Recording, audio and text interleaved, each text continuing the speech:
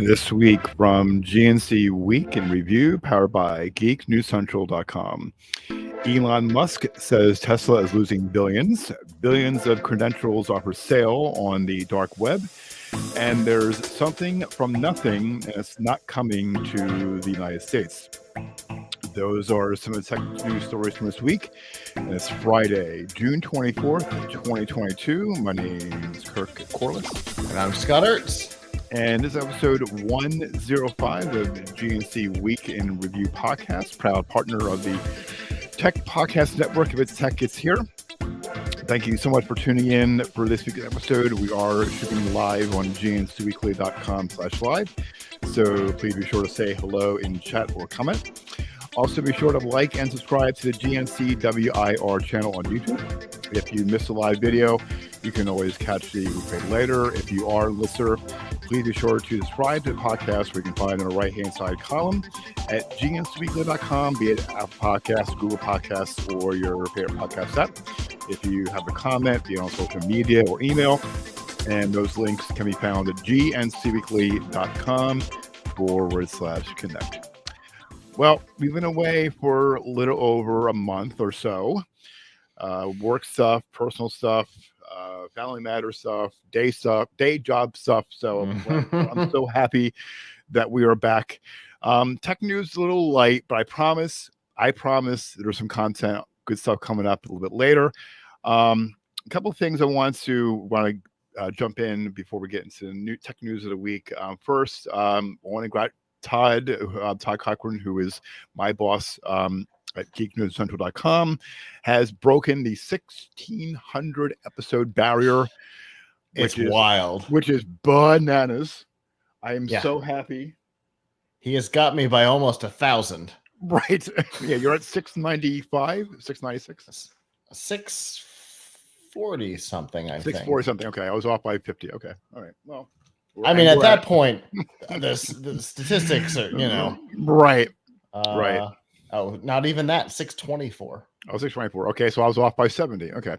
But nonetheless, but he, I want to get, we posted, my congrats on our Twitter page and our Facebook page and my personal page as well. So I'm like really ecstatic for him and Blueberry. And by the way, if you want to have a podcast of your own, we have an offer code GNCWIR. It gives you 30 days of podcast hosting. So definitely check it out. So it's blueberry.com. When you sign up, the offer code is GNCWIR. I haven't used that offer code and God knows how, put that offer code and God knows how long, but I'm going to throw it out now. So that's amazing achievement. So congratulations, Todd, on that. Also, he was in town in my neck of the woods last weekend for a podcast conference. And mine just before. Right. So I was going to reach out to him, but apparently they had a party that went up until like way into the late evening hours. Those conferences are wild. They are. And I was hoping to I'm going to probably go next year to Podcast Movement. Podfest. I think Podfest was in Tampa. Was it Podfest or Pod Expo? I can't remember the name of between the two. It's Pod something. There's so many of them at this point. So I'm probably going to go to one of them where you are or Podcast Movement. But yeah, so congratulations on him. And he didn't had a couple of interviews with different publications, and he kind of did a shout out to me. I can't remember the name of it. The publication, but he gave me a small little shout out, which that means a lot. I mean, being a part, executive producer for the podcast and being part of this podcast as well, as far as Tech Podcast Network is concerned, is humbling. I'm happy to be a part of it. I have a lot of fun working on this podcast, working with TPN, setting director and as producer. So without him, because true story, when I applied, when he asked for a producer 5 years ago, and I figured what the hell, I'll give him, I'll say I told my name, what I do and everything like that. And he asked me, we were talking for about maybe 5-10 minutes. In the beginning, he said, and Scott knows where I work at. And he said to me, dude, I told him what I do. And he said, don't you want to put a gun to your head? And I said, Oh, boy, I that said, sounds about right. I said, Todd, you have no idea. But that was 5 years ago in April of 2017. And ever since then, I had it's still a blast being a part of the podcast, doing this podcast. We've been gone for a month, but again, things happen, but we're back to normal, knock on wood. So, but I just want to give my thanks to Todd and Just a note for you, Authority Magazine. Okay. Thank you. Okay. Good, thank you. Yeah, they gave me a little shout out, which I really do appreciate it. And speaking of podcast awards, we've registered for podcast awards. Voting is next Friday, July 1st. We'll have all the details about that. So hopefully, we would appreciate all you guys' votes. It means a lot to us for technology podcast, and also best outstanding podcast. I think the category is so that's also what's coming up next week. So more information about that. And Scott's been really, really busy, and I've been following what's been going on with AMROC and E-Strike. So fill people in about what AMROC is and E-Strike. And so AMROC is the Advanced Manufacturing Robotics Center. It is a fab lab in Tampa. We built it in a mall. And I think that's cool. Which makes it more accessible, and more people can find out that it exists because it's in a mall. Mm-hmm. And so the place that we were located, the part of the mall that we were located in, the back of it's about to be demolished because they're doing a lot of remodels on the property.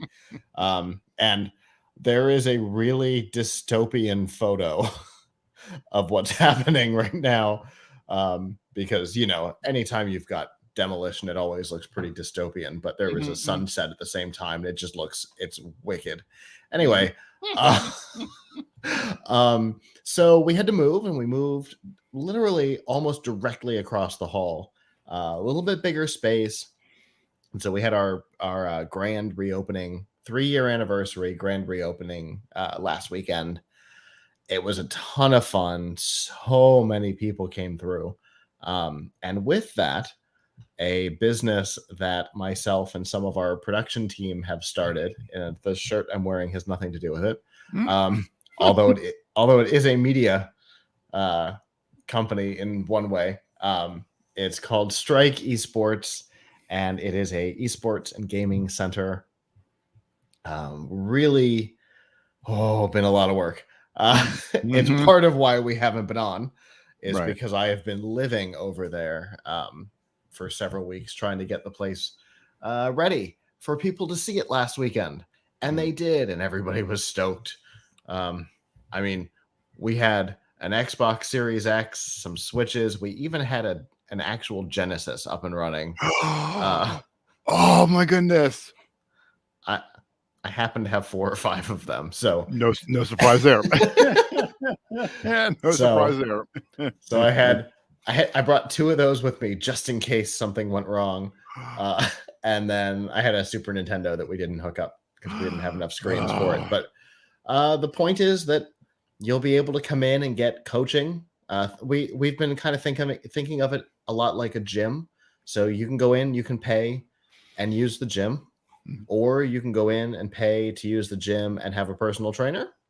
And in this case, our personal trainers just so happen to be training in how to play competitively in esports, or how to stream and be a better streamer, engage with your audience, and figure out what they want and adjust yourself to it. So it's pretty cool. We do not have an official opening date yet. This was a preview. There's a lot of cool new stuff coming before we open our doors to the public. But Strike Esports, search us out on social media or strikeesports.com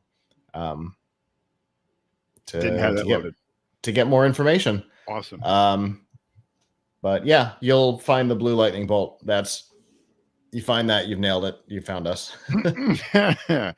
No, I think that's awesome, and and I think it's I've been like I was telling Scott earlier off air. I've been following their organization, and it's amazing, and it's in a mall. I mean, kids go to a mall. Well, I'm basically showing my age, but but it's cool that with robotics and there's crafts and there's um 3D printing and Mhm. all that stuff. I mean, that is like the most like that's awesome. And I always, to get kids to learn about different things and again with robotics and all that, I think that's fantastic. So definitely, It's I'm it's supporting all them. about it's all about experiential learning. Hmm. That's Hmm. that's what the whole facility is Hmm. about, whether it's the entrepreneurship program or Right. the youth robotics or the battle bots. I don't know if I'm allowed to say that we're working on that yet. Um, or strike being in there. It doesn't matter, you know, what aspect it is. We try to focus on experiential Yeah. education. Yeah. Well, like I said, I donated. So if you're not in the Tampa Bay area or in Florida, definitely check out their website. Donate. Volunteer if you're in the area as Yes, well. I mean, please. definitely they need all the support. You can mentor remotely. Oh, cool, awesome. Yeah. So if you're watching if you're listening on audio, the website is amrocktampabay.com. So definitely check it out. Cool stuff. And I'm still gonna keep an eye on their doings. Okay. There's a new video coming on our strike preview, hopefully in the next 24 hours or so. So Sweet. Excellent. Okay. So that's what we've been doing. And everything's slowly, I guess, crossing the fingers, are back to normal. So we're back to our Friday evenings at 8 p.m. Eastern. Okay. All right. So let's jump in with the week's tech news. So while we're away for over a month or so, Elon Musk has been in the news for quite some time, where he said he's going to buy Twitter. Then he says he's going to hold off on buying Twitter because he's concerned about the amount of bots on Twitter. He was fighting with the CEO of Twitter, telling people who work at Tesla that if they do not come back to the office, they'll be fired. Then weeks later, he was fighting with Jackson Palmer, who was a Dogecoin co-creator, and called him a grifter. So he does not disappoint. I don't necessarily disagree with that statement. It was created as a joke, so Mm-hmm. Well, he still doesn't disappoint. So no, he doesn't. so speaking of Tesla's new car factories in Texas and Berlin are, quote, losing billions of dollars as they struggle to increase production because of a shortage of batteries and China port issues. He said Elon said this in an interview published on Wednesday. He had an interview with Tesla owners of Silicon Valley, who is an official Tesla recognized club in Austin, Texas, on May 31st. He says, quote, both Berlin and Austin factories are gigantic money furnaces right now. Okay. It's really like a giant roaring sound, which is the sound of money on fire. Now, if you watch That's the quite YouTube, a visual. if you watch the video, see, so when I work on the show notes on the title, that sometimes we have our own show title. We put it, if there's something funny, we'll put it up. So we might have something later, but I don't know if you guys or for Scott know what the song from Midnight Oil Beds Are Burning. So I envisioned, that's why the title of the episode is Tesla's Tesla's bed is burning. So, and I have a picture of a Tesla, Very nice. picture of a Tesla on the thumbnail. So, so when I was working on the rundown and to show the topics, that was like the first thing that came to my mind. Anyway, okay, moving on. Musk said that Tesla's quote. Tesla's Texas factory produces a, quote, tiny number of cars because of challenges in boosting production of its new 4680 batteries, and its tools to make its conventional 2170 batteries are, quote, stuck in port in China. This is all going to get fixed real fast, but requires a lot of attention. He says Berlin factory is in a, quote, slightly better position because it started with using the traditional 2170 batteries for cars built there. He said the He said the COVID-19 related shutdowns in Shanghai were, quote, very, very difficult. He also says the shutdown affected car production not only at Tesla's Shanghai factory, but also its California plant, which uses some vehicle parts made in China.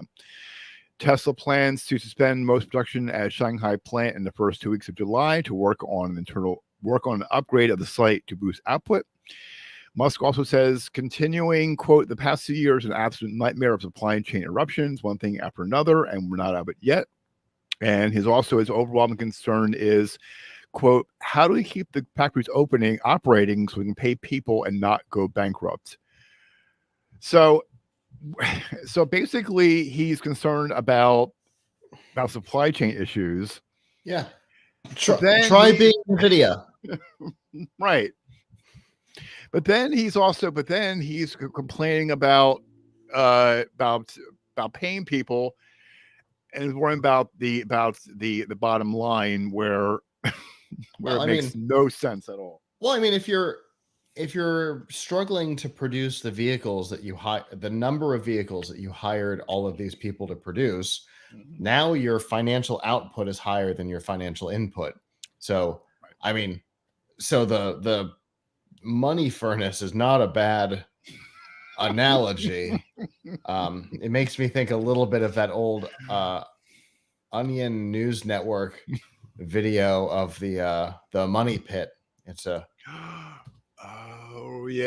money pit in the desert in which the government funnels cash. We have to keep doing it because it's a national tradition. Anyway, can't people just dig a hole in their own backyards and bury their own money? Doesn't matter. That's not what we're doing. No. Everybody should be able to choose how they destroy money themselves. Anyway, so agreed. So yes, I get the position he's in, but this is what happens when you rely on other people as part of your supply. I understand when it comes to making lithium-ion batteries, we don't have much of a choice but to rely on China, as they last I saw still owned the majority of the lithium mines in the world. So you don't have much of a choice but to rely on other people. But I mean, that's where we are. He should have been slowly scaling back over the last 24 months as we knew production was going to become a problem. If he had just paid attention to NVIDIA, which he should have because they use their processors, he would have known that this was coming. This was an inevitability. Everybody in the industry is dealing with this exact same problem. Video cards are finally coming back, but now batteries are our big problem. So, But here's another thing that kind of concerns is that he moved his Tesla factory from California to Texas. So would it have been more prudent to, if he's concerned about losing money hand over fist and burning money, I still can get that vision and sound in my head. So why was it prudent for him to take a factory from California then go to Texas, where at the time he had all of the supplies to continue production and he wasn't allowed to continue production. Okay. At the time, the only thing that was a limitation was being in California. Got it. So he picked up and moved. And now that he's moved, he doesn't have all the supplies that he had before the move. And that's why it would have sucked no matter where he was. So right. The move already paid for itself in the time that they ran. Right. So the move ended up paying itself off fairly quickly, but now they're stuck with people, some of whom moved from California to Texas, to stay part of the company, and now they don't have all the parts. They are in the position now that Ford was in a year ago, where they're getting these cars to 99%, and then they can't sell them because they won't run without the one core component that's missing. Mm-hmm. Ford was filling NASCAR parking lots with completed trucks that were missing like 3 microchips. Mm. And Tesla has produced all these vehicles. I don't know where they're putting them. But we know where Ford put them. There were photos. I don't know where Tesla's putting them. But they're putting them somewhere, and they can't sell them. They can't ship them because they don't have any batteries. This is gonna be interesting because he's been focused on, instead of focusing on Twitter, where again he's been, and also too, P.S. I saw he asked his followers on Twitter, including me, because I do follow him because I'm just fascinated with his tweets. He said, it's like a train wreck you can't look away from. You never know what's coming next. Exactly. I don't know if you saw it. He said, he was asking, what is your favorite cheese? What are I mean, some people do weird things when they're in the bathroom. I don't know. He's in there thinking about cheese. Exactly. And I'm like, and my concern is that, with Gouda, by the way. Right. That's what a lot of people said, Gouda. And some people said, well, you're stinky, so so my whole thing is that, if you're so invested, I mean, God bless the man, and we covered this and broke this down before on a prior episode, I think, but my whole thing is that if you're concerned so all in with Twitter, but your focus should be more, if you're losing money, shouldn't your focus be a lot more on Tesla than being so fascinated with spam and the fire hose and all that? Where does his priorities lie? That's instead of buying Twitter, use that money and buy a ship and go over there and get your equipment yourself. Mm-hmm. And that's another way to use your $1 billion. Thank you. Fascinating. So to be, stay tuned, because we're probably something's going to happen within this coming week. Oh, and more something might happen by the time I finish this sentence.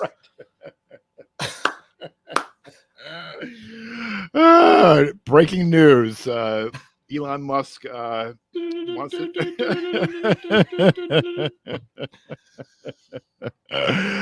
Oh, I needed that. All right, next up. Couldn't get any more 50s than that. You got it. Yes, sir. You got it.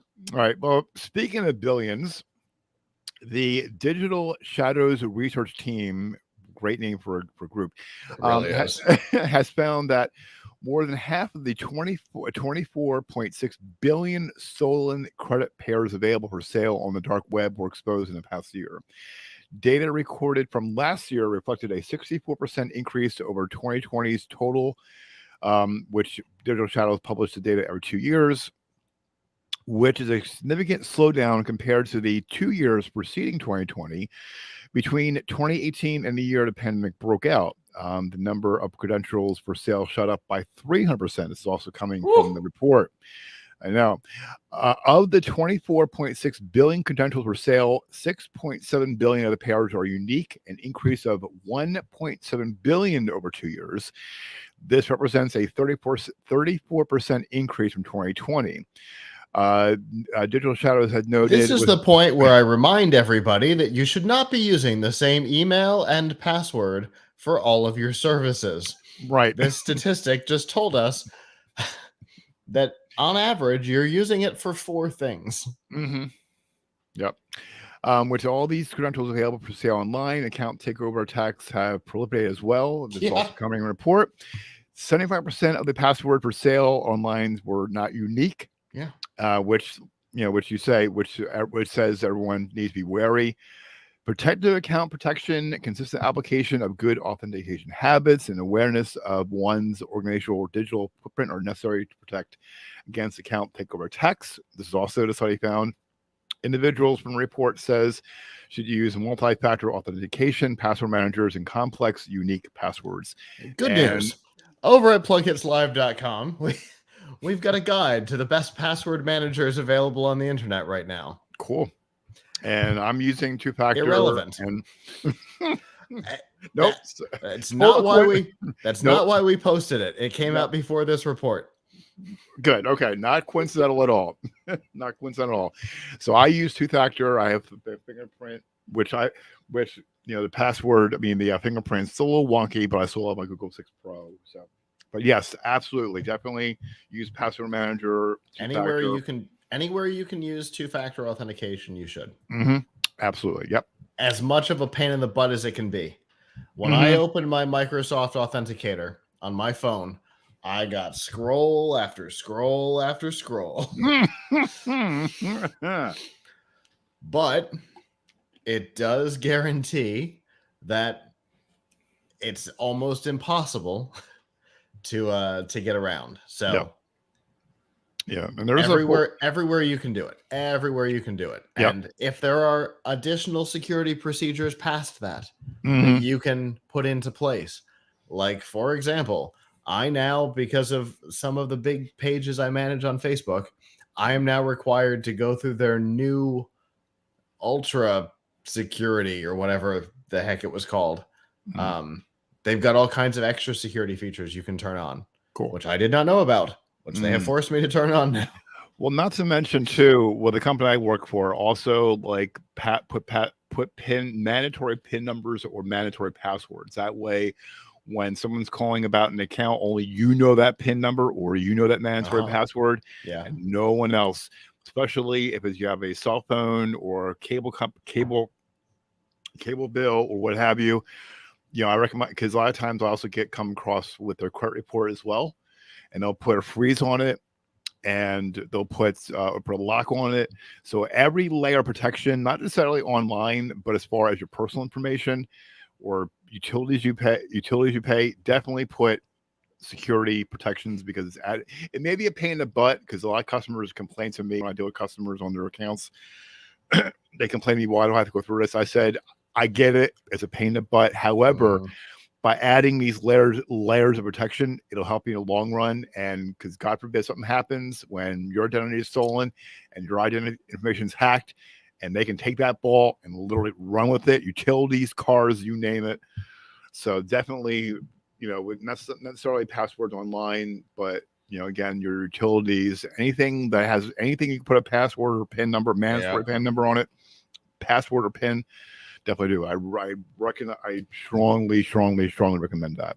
Interestingly, one additional place to protect data, we've actually got an interview. I think it's publishing on Sunday.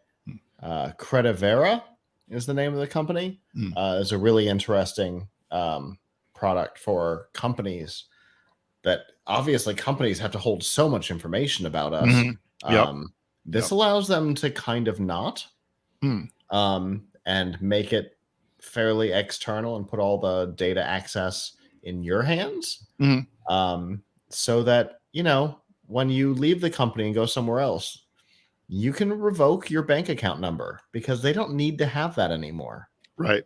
Things like that. It's a really clever thing that also, if their data is breached, your bank account number and name and possibly social and all kinds of stuff can go with that. This prevents that.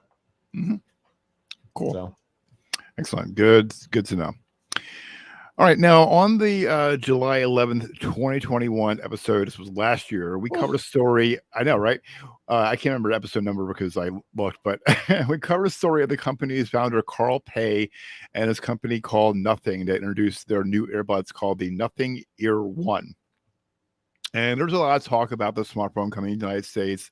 They were showing a launch of picture that's on flashes, and it'll be so exciting. Well, it's supposed to come to the United States, but sadly, it won't be. The company confirmed to PC Mag Quote, while we'd love to bring Phone 1 to the entire community around the world, we're focusing on home markets, including the UK and Europe. They said this in a statement. However, it added, quote, a limited number of our private community investors could get one in the US through a closed beta program. Nothing showed off the device for the first time last week on Twitter, followed by a tease by pay. The noticeable feature was a transparent back revealing a wireless charging, and a mysterious pattern lights up. The company has also promised a, quote, open and diverse product ecosystem and the pure Android Nothing OS. The company further explained that, quote, it takes a lot to launch a smartphone, from ensuring the handset is supported by the country's cellular technologies to carry partnerships and local regulations. And as we're still a young brand, we need to be strategic about it. So I saw a few posts online, I think a few reviews on Twitter.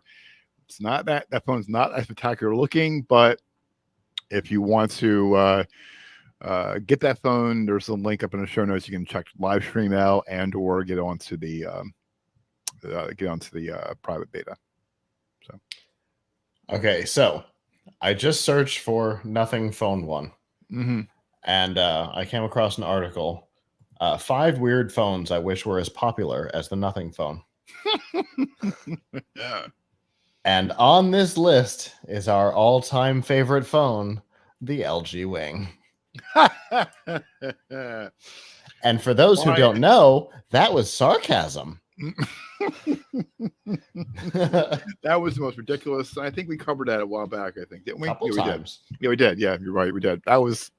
I think of all the funny breakdowns we had. That was one. I think that was one of the few of them. Interestingly, on this list is the Yoda phone, which was one that Avram and I both said he had one at one point. He's like, "Oh, this thing's awesome. There's no way it works." And it didn't. It failed miserably, even though it was a great idea. That e-ink display on the back was so cool. With, being able to use it as an e-reader or have like static information on it, or be able to force refresh it. That was a great idea. Gone. But I think we also discussed as well, we covered it, broke it down where, that there's nothing really like the phones that are out now, be it iPhone or Android. There's nothing really like you said before about the wow factor. Nothing's really appealing. So I think this company is smart by not putting that phone out, because if they did, it would fall flat on their face, and it'll go right up on eBay. Speaking of eBay, I'll just worry about that in a second. Yeah. So I think the premise around this particular company is very different than even the other ones on this list. So on this list, I'm looking at Yoda phone, which had an e-ink display on the back. The Next Bit Robin, which I never quite understood. The Asus Pad phone, which was a tablet that you could snap your Asus phone into and power the tablet. The LG Wing, which was the dumbest thing possibly ever. And then the 2018 little teeny tiny Palm phone. Everything on this list tried to be different by just being different. Right. As opposed to Nothing, which is being different by stripping everything back and trying to be simple, affordable, and straight to the point. Right. We're not trying to be all the stupid bells and whistles. This is a good phone at an inexpensive price. That's who we are. And, that's a very different approach than the Wing, which was, look, we can make a tea. Why? Right. Don't worry about it. Well, my whole thing, I think when I saw the phone, what they're looking to, not necessarily the operating system, but they're also touting there's a Snapdragon one Snapdragon processor in it, but they're trying to differentiate themselves with a translucent background. It'll light up. That's great and everything, but again, that goes back to, but also too, like look at Apple and iPhones. I mean, they're trying to like push envelope, and I haven't seen from. I mean, I've been Android. I mean, I admit I'm a fanboy of it, but Apple and their iPhones, they haven't really like. They're small increments, but nothing game changer. Like you said before, they're like you said before, they're not. These phones are not game changers. They don't like. They're not. They don't have that wow factor. Yeah, incremental, not experimental. Exactly right. And with Android devices, you have a diverse mix of devices. You have Google, you have Pixel phones, you have Sony with their little Palm phone. Right. I want one so bad. I know. Right?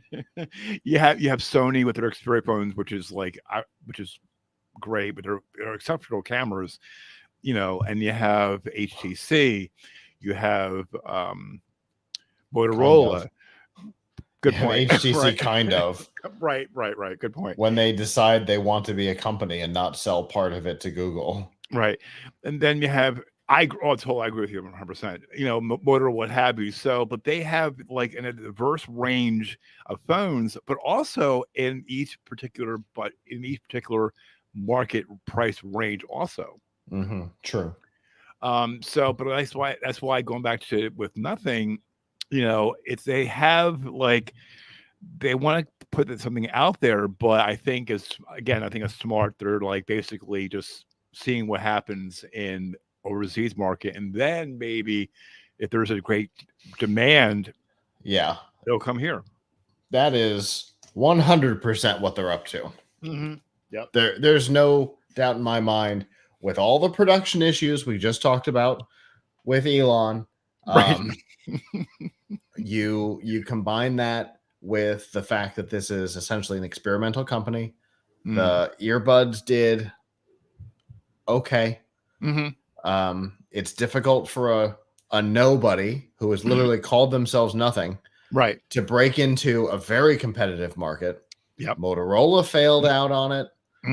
For the most part, Lenovo has failed out on it. HP has gotten in and out of it twice. LG, Dell failed out of it. There are so many big names that have failed out in this exact same space. Now you got a nobody who's trying to do the same thing. Right.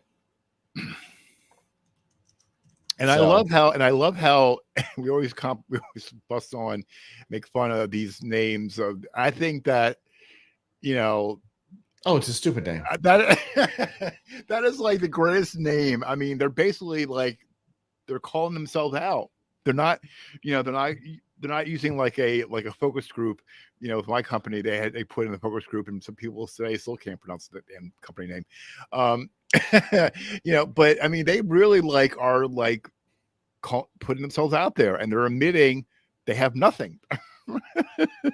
Yeah, it's what it makes it sound like. It sounds like vaporware, which isn't a great starting point, right? Because so much of the early days of Plug Hits Live was covering vaporware. Oh, geez. We took a drive. There was, I can't remember the name of the company. They were supposed to be making a gaming console, Black Eagle or something. And we looked them up, and they were in Sarasota. So we drove to their spot, and it was just like in a shopping center. And there was I will never forget this image. There was a desk, there was a desk chair on its side, and that was it. Oh, jeez. That visual will never go away from me. I bet. I can get a Palm phone for $230. Just putting that out there. I'm not going to buy it. I'm moving on. Next story, please. Let's go. Okay, here we go. Oh boy. Okay. Well, speaking of buying something, eBay still exists to buy and sell items, and it's all in with NFT too. NFTs. Oh, good, dude. They acquired NFT marketplace Known Origin. The online auction company is keeping lips sealed about the deal's value, but confirmed in their press release that the deal is closed as of June 21st, which was this past Tuesday. Known Origin co-founder David Moore says, quote, this partnership will help us attract a new wave of NFT creators and collectors. Known Origin describes itself as, quote, one of the world's first and largest NFT marketplaces, and it currently ranks number 12 on all-time trading volume for Ethereum-backed NFTs at $7.8 million, according to DAppRadar. Higher ranked, more popular marketplaces include OpenSea with an all-time trading. Currently approved sellers on eBay can list NFTs in the same format as a physical item, and May listings today share details of the NFT mint number and what digital wallet the buyer will need to receive the transfer post-sale. eBay's current NFT sales method also comes with some caveats, such as a $10,000 maximum, a buy it now model, no bidding or best offers, and a requirement that the buyer and seller in the same country. NFTs also can't be sold alongside a physical item. I said it once and I'll say it again. Why NFTs? Now eBay is all in with NFTs. What the hell is going on with this picture? I don't know. I mean, really, is it? I've asked this numerous times. Is NFT going to be like the thing? I mean, we're seeing it in eBay. We're seeing it. Sports teams are doing it. We're seeing it on auction houses. For I think I can't remember the name of it, or the comedian was all in an uproar about. I can't remember the name, where someone sold his NFT and it was out. Like, I mean, there's been lots of that. Seth Green. That's the first. Seth Green lost 3 of those apes, but one of them was supposed to. And I do not pretend to understand the sentence I'm about to say. I need to put that out there. Okay. One of the 3 NFT apes that Seth Green lost in a phishing scam was supposed to star in a web series. Right. That was. I don't know what that sentence means, and I apologize for having to say it out loud. I'm not mad at you about it. Speak the truth.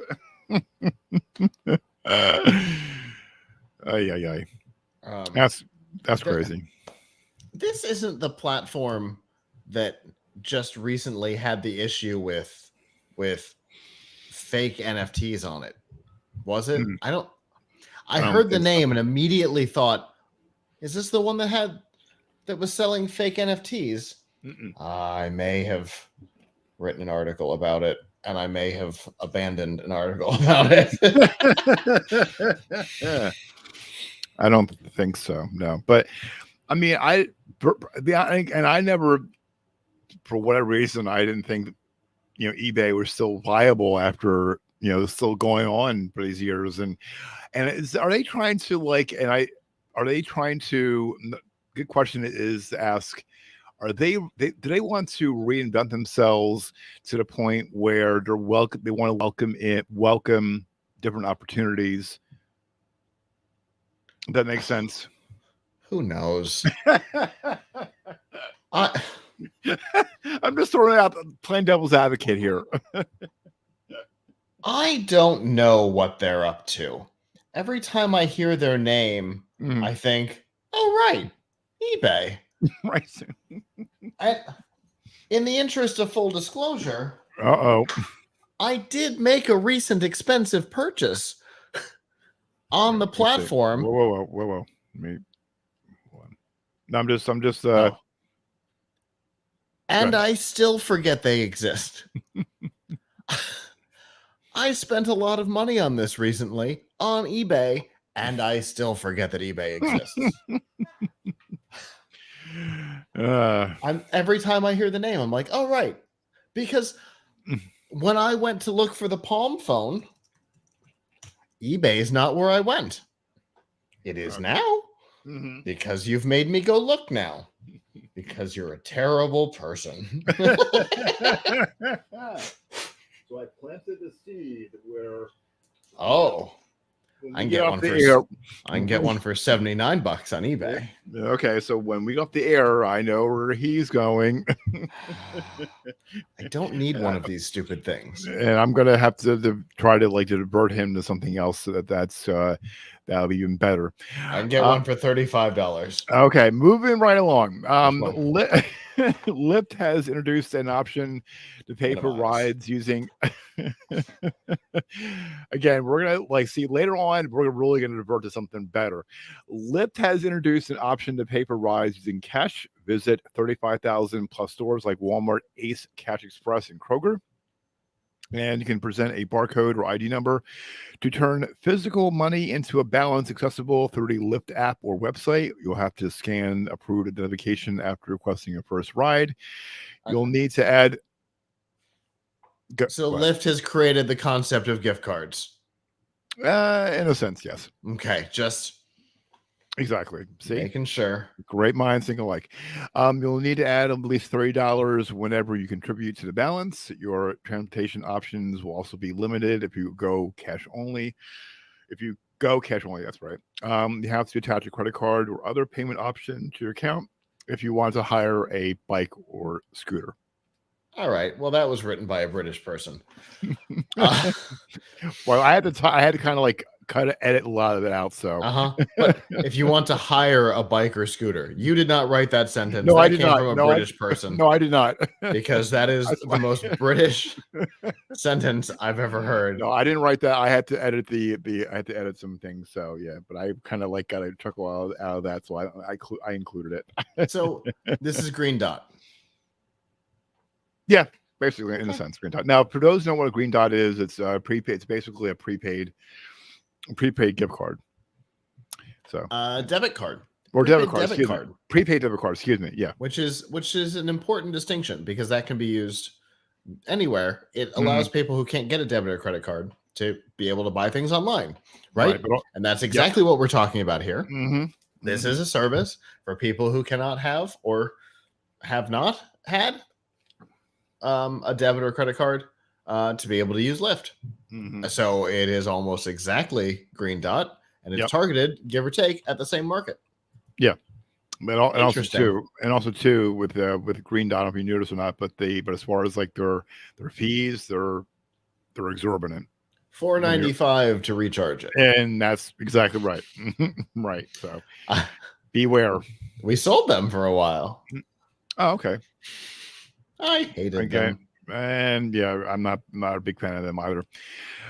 All right. So, and next up, Netflix is laying off around 300 more employees across the company. These cuts would represent about 3% of total employees. Netflix says in a statement on Thursday, quote, excuse me, today we sadly let go of around 300 employees. While we continue to invest significantly in the business, we made these adjustments so that our costs are growing in line with our slower revenue growth. We are so grateful for everything they've done for Netflix and are working hard to support them through this difficult transition. Netflix had warned investors in April that it'll be pulling back on some of its spending growth over the next 2 years. Spencer Newman, the company's chief financial officer, said during the company's earnings call in April that Netflix is trying to be, quote, prudent about pulling back to reflect the realities of its business. However, it still plans to invest heavily, including around $17 billion on content. And we're also starting to incorporate the testing out. We covered this, I think, in a previous episode about the ads. Yeah, ad supported. The details of the plan were officially unveiled yesterday. Yeah. So definitely keep an eye on it. I have the paid plan. I'm not doing commercials ever again. I pay for the no commercial plan on every service that I have. Ditto. Okay. My time is worth more than the $3 a month or whatever. Again, ditto. Ditto. All right. And speaking of that, now in previous episodes, Scott and I will take a look at what's streaming on various platforms, and what better way to wrap up this month and look towards July by introducing a new segment, What's Worth Watching.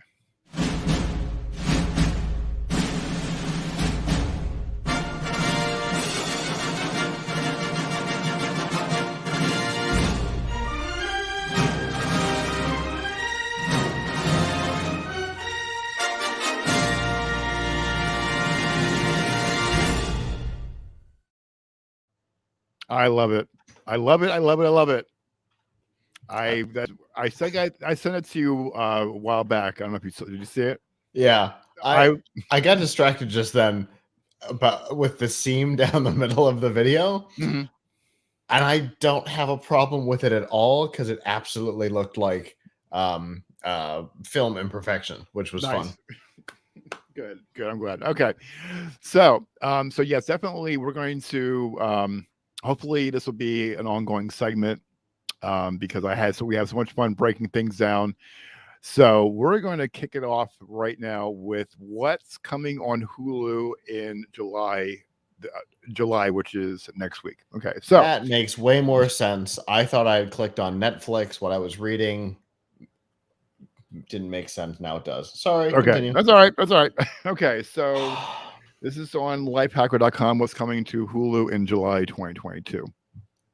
So July 1st, we have well, Scott, you always lead off, so Nothing. I'm down to the E's. Oh, E's okay.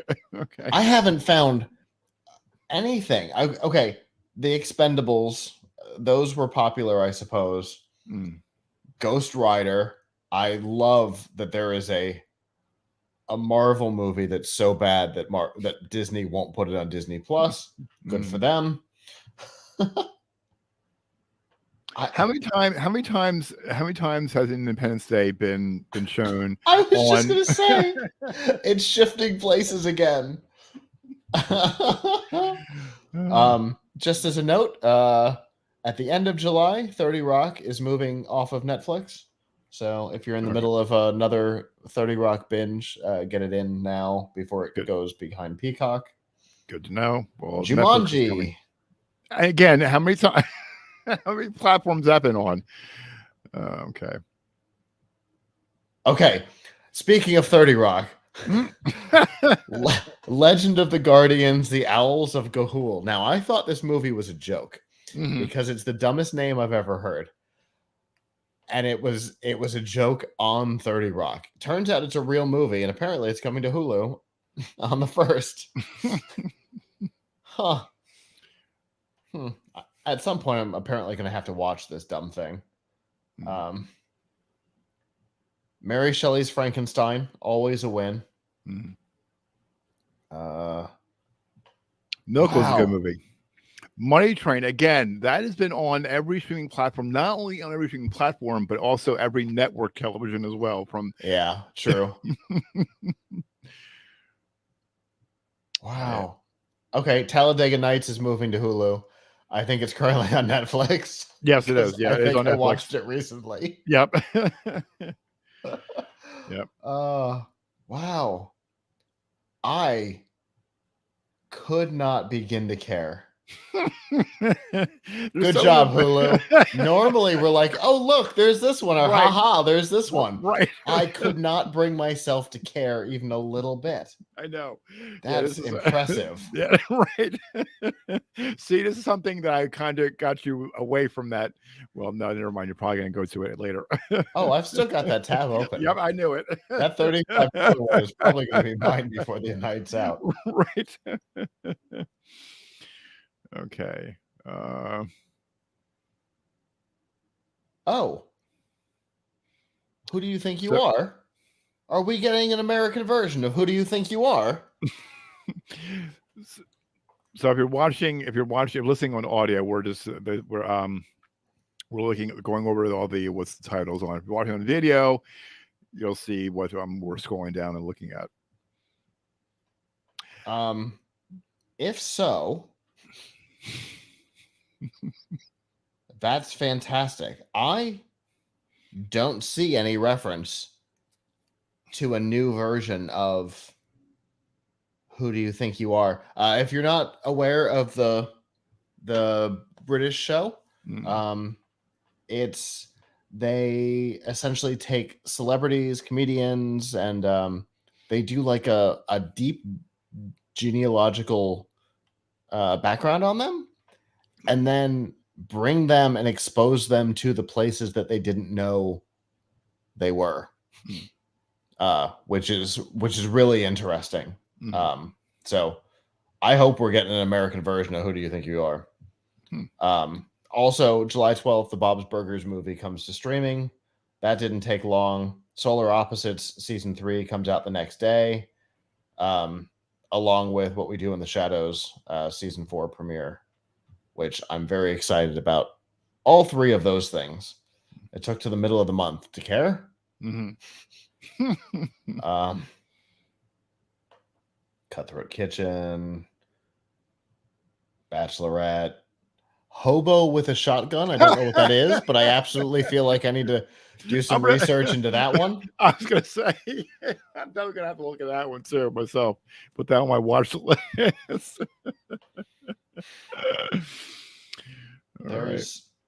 There's something that just says Ragnarok, which is almost certainly not Thor, but could be Lewis Black's stand-up. I don't know. Sex guaranteed. Yeah. That sounds like a brothel, right? That opens up to so many different things. We're not gonna go there until this is want to keep this somewhat G to PG rated. All right. If you're leaving on July 12th. Okay, I've moved into leaving. Sorry. Oh, okay, that's all right. You're right. You're right. Because I couldn't care about anything else. I know. My Scientology movie is leaving Hulu on July 12th. If you haven't seen it, you should, because it is horrifying. Gives you a interesting look at the nonsense that we deal with here in my area. Oh boy. But I don't care about the stuff that's leaving. Okay. Well. So, the Resident Evil stuff is leaving apparently. I wonder where it's headed. I didn't know it was on Hulu. Just putting that out there. I don't think anybody knew it was anywhere. It's a video game movie. Nobody knows that they exist at all. And the ad that keeps popping up when I go to Lifehacker, this video in the corner, is so unbelievably inappropriate. Yeah. Okay. All right. So moving right along. Speaking of Netflix, this is also on Lifehacker. What's new on Netflix in July 2022? We're starting off strong with Stranger Things 4 Volume 2. Big Daddy, Boogie Nights, Catch Me If You Can, Deliverance, Goodfellas, I Am Legend, Insidious, Mean Girls, Miss Congeniality 2, Old School, again, Police Academy. How many times? Again, between Miss Congeniality and Police Academy. That's been on every streaming platform and every major every TV network. Thank you, my goodness. Dark Knight Rises, The Dirty Dozen, Talented Mr. Ripley, The Terminal, Zero Dark 30, Blair Witch, the second one, not the real one. Not the real one, right. Usually they start their months off strong and everything goes sideways from there. This is arriving. These are all arriving. There's one I can't even say.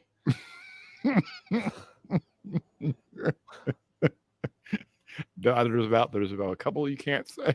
A stand-up from Bill Burr. Bill Burr's funny. A documentary about DB Cooper. I'm 100% on board with that.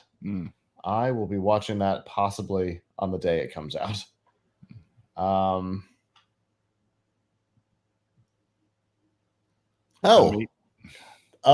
yeah. July 14th, the Resident Evil Netflix series starts, which is why all the Resident Evil movies are leaving Hulu on, I think, July 14th.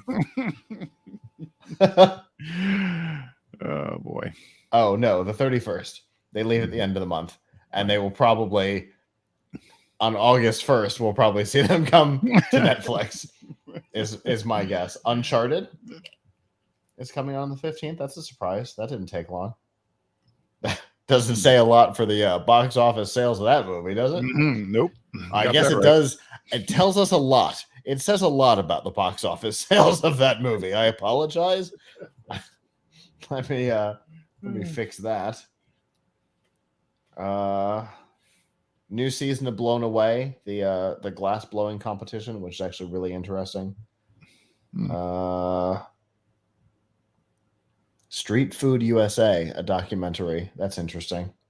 Something with Shania Twain. I don't know what it could possibly be because I'm pretty sure she disappeared a decade ago.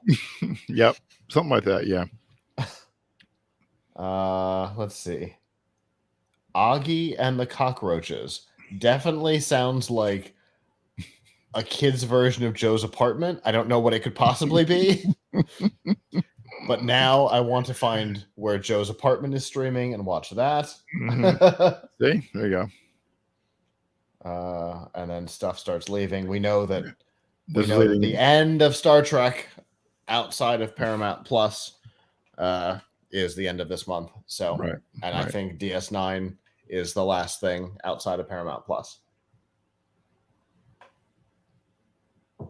Yeah. Anything interesting leaving?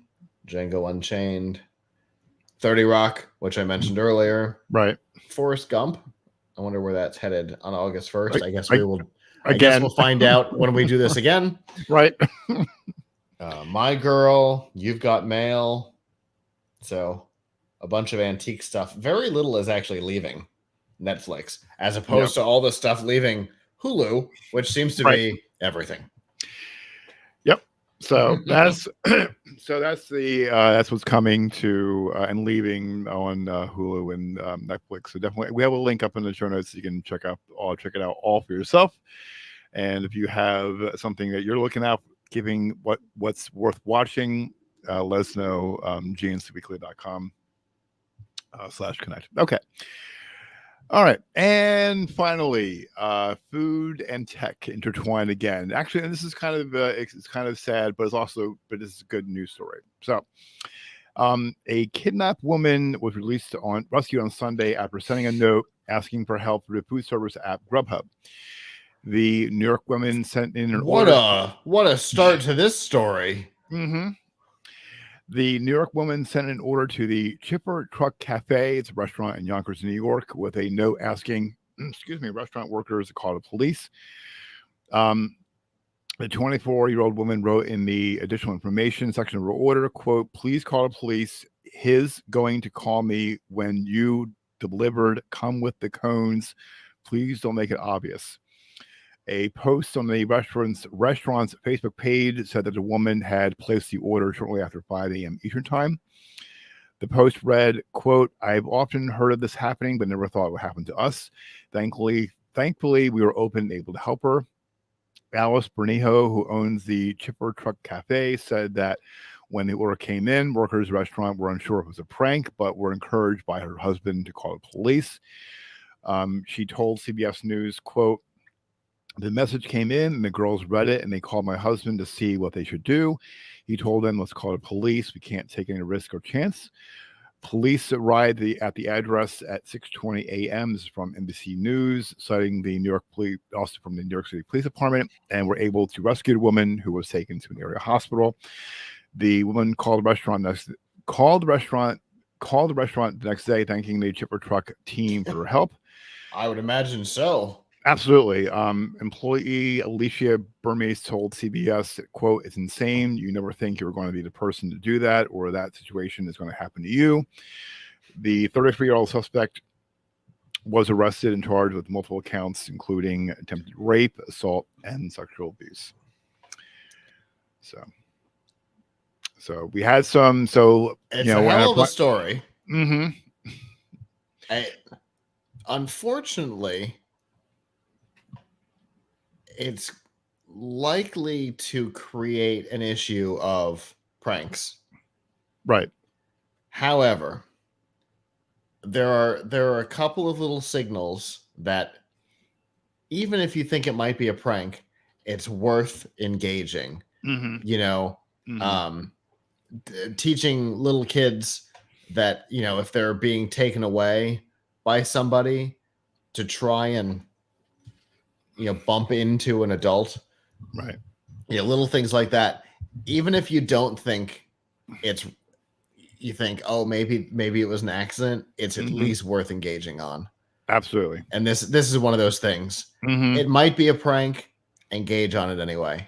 Right. Totally. And not only that, you know, I think it's, you know, it's good that, you know, that people take the, I think I saw a story about one, I think it was it was at a vet's office, and it was posted online where the person wrote a note and gave it to the clerk at the desk and said something, and was able to you know, read it quietly and you know, very secretively, and was able to confront the attacker. I think it was an attacker or something like that, or abuser.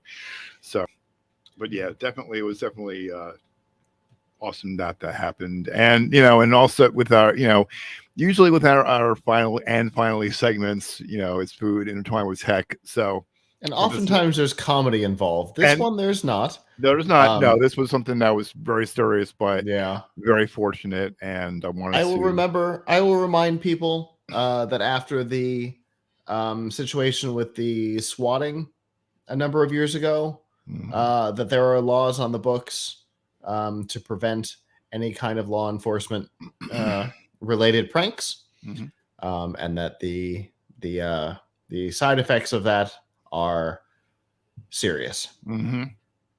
Yep. Yeah, this was not a prank. This was not a prank. Anybody who might be thinking about a prank, don't. No. It's a terrible idea for so many reasons. Yeah, and not just because it potentially takes away something like this from a legitimate person who's in trouble, who used a really clever avenue to save herself. Yep, definitely. And again, it's a sad story, but it's a good story. It's impressive. Yeah, I think it's a great story for a couple of reasons. One, because she was saved, it worked, and two, because it reminds people that there are clever and interesting ways to get out of a terrible situation. You can be clever. In the software world, we always say clever doesn't mean good. In this case, clever meant good. This was a really clever solution to a really crappy problem. Yeah. And there are resources that are available if you know, to reach out to excuse me, with if you're feeling, if there's an abusive relationship, there's avenues that you can go to and reach out and just talk, you know, and trust me, believe people will listen. So all right, awesome. Okay, and with that, that is the tech news for this week, for Friday, June 24th, 2022. Great to be back with you guys. Show notes from this episode. If I get my music back up, there we go. Back almost a month. I didn't know where the switch was. Show notes from this episode can be found at gnstweekly.com. Also, be sure to check out the latest tech news and commentary from geeknewscentral.com, and be sure to tune in Mondays and Thursday evenings at geeknewscentral.com/live for the Geek News Central podcasts. And then be sure to watch and tune in to gncweekly.com/live Friday evenings, 8 p.m. Eastern Time. And as always, if you are new to podcasts, be sure to like and subscribe to GNC WIR channel on YouTube.